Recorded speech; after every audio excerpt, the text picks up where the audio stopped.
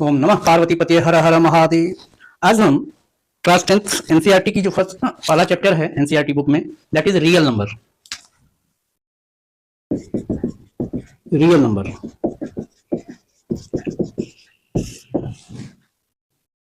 इसके बारे में स्टार्ट कर रहे हैं आज फर्स्ट क्लास। तो रियल नंबर, रियल से ही आपको मिलेगा रेशनल और इरेशनल। रियल का दो बेटा, दैट इज एक रेशनल और एक आपका इरेशनल। फिर रेशनल से आप इंटीजर पर आएंगे, इंटीजर से होल पे आएंगे और होल से आप नेचुरल पर आएंगे। इसके बाद जब नेचुरल आ जाएंगे तो यहां पर भी आपको इवन ऑड भी मिल जाएगा। जब इवन ऑड मिल जाएगा और ये भी मिल जाएगा आपको, इसी में नेचुरल में ही आपको प्राइम भी मिल जाएगा और कंपोजिट भी मिल जाएगा। फिर स्क्वायर नंबर, क्यूबिक नंबर, ये सब आपको नेचुरल में ही मिल जाएगा। स्क्वायर, क्यूबिक, ये सब इसी में आ जाता है। तो इस चैप्टर में हमको सीखना है एचसीएफ और एलसीएम के बारे में यूजिंग प्राइम फैक्टराइजेशन मेथड। तो सबसे पहले हमको ये जानकारी चाहिए जो प्राइम नंबर कौन है और कंपोजिट नंबर कौन है। Prime number, a number which is divisible by one and itself. Divisible by one and itself. A number which is divisible by one and itself is called prime number. और therefore prime number का number of factors कितना हो जाएगा? Number of factors that is equal to 2.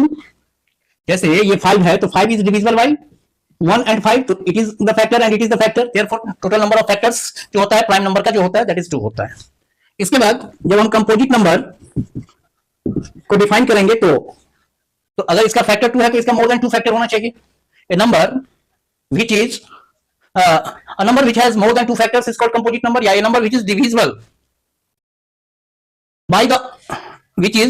by one and itself and also by the other number is called composite number। तो यहां पर आपको number of factors जो हो जाएगा that is greater than 2। जैसे आपका 4 है तो 4 is divisible by 1, 4 is divisible by 2 and 4 is divisible by 4।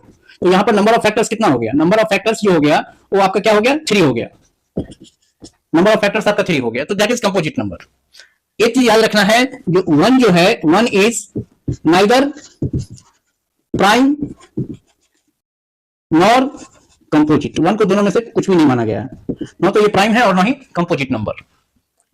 अब है एचसीएफ और एलसीएम निकालने के लिए जब हम प्राइम फैक्टराइजेशन मेथड की बात करते हैं तो प्राइम फैक्टराइजेशन मेथड वर्ड ही है prime factorization method. Prime factorization जो है तो इसका अर्थ हुआ जो आपका जो फैक्टर जो होना चाहिए वो क्या होना चाहिए? आपका प्राइम होना चाहिए। जैसे अगर हम 4 का प्राइम फैक्टर अगर फाइंड आउट करें तो that is 2 into 2, therefore we can say 2 into 2। या 16 ही है तो 16 को आप क्या दीजिएगा? 2 ही से भाग देते चलिए, 4 फिर 2 2, तो आप 16 को आप क्या लिख सकते हैं? 2 into 2 into 2 into 2। अब ये सब जो नंबर है जो मल्टीप्लिकेशन साइन से जुड़ा हुआ है, ये सब क्या है? 2 जो है वो आपका प्राइम नंबर है। प्राइम नंबर इसलिए है जो इसका 1 और 2 इसके सिवा ये किसी से नहीं कटेगा। अगर हम कहते हैं 30 तो 2 से अगर भाग देते हैं तो इट इज 15, 3 से भाग देते हैं तो 3 पंचे 15, तो 30 को हम आप ये भी कह सकते हैं 2 into 3 into 5।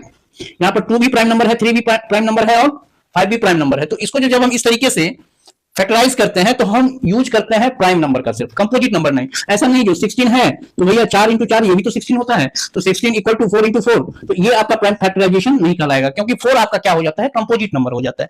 तो आपको यूज करना है किसका? तो ओनली प्राइम नंबर का। इसको जो ब्रेक करेंगे 16 को तो आप यूज करेंगे हमेशा प्राइम नंबर का, ये चीज। अब है इसके लिए, तो इसके लिए आपको क्या चाहिए? डिविजिबिलिटी रूल चाहिए। तो अब देखिए अगर हम 1 से लेके 10 तक का अगर प्राइम नंबर फाइंड आउट करें तो 2 है, 3 है, 5 है, 7 है, 6 नहीं है, 8 नहीं है, 9 नहीं है, 10 नहीं है। और अगर हम 20 तक चलें तो आपको 11 आएगा, 13 आएगा, 17 आएगा और 19 आएगा। तो इससे ज्यादा आपको जरूरत नहीं है प्राइम क्लास 10th के लिए। तो यहां पर 11 तक का तो हम जानते हैं 2 का भी डिविजिबिलिटी। अब इस सब का जो है जो 2, 3, 5, 7, 11 इस सब का डिविजिबिलिटी रूल हम जानते हैं। डिविजिबिलिटी रूल जो है ये हम जानते हैं।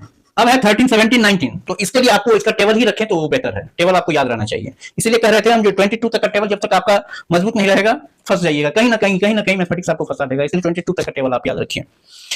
अब है डिविजिबिलिटी रूल 2a है, तो 2 के लिए क्या है? आपको यूनिट प्लेस जो है, यूनिट प्लेस पर आपको इवन नंबर रहना चाहिए। जब हम 3 की बात करते हैं तो sum of the digits must be divisible by, जैसे हम कहते हैं 3 0 1, क्या ये संख्या 3 से डिविजिबल है?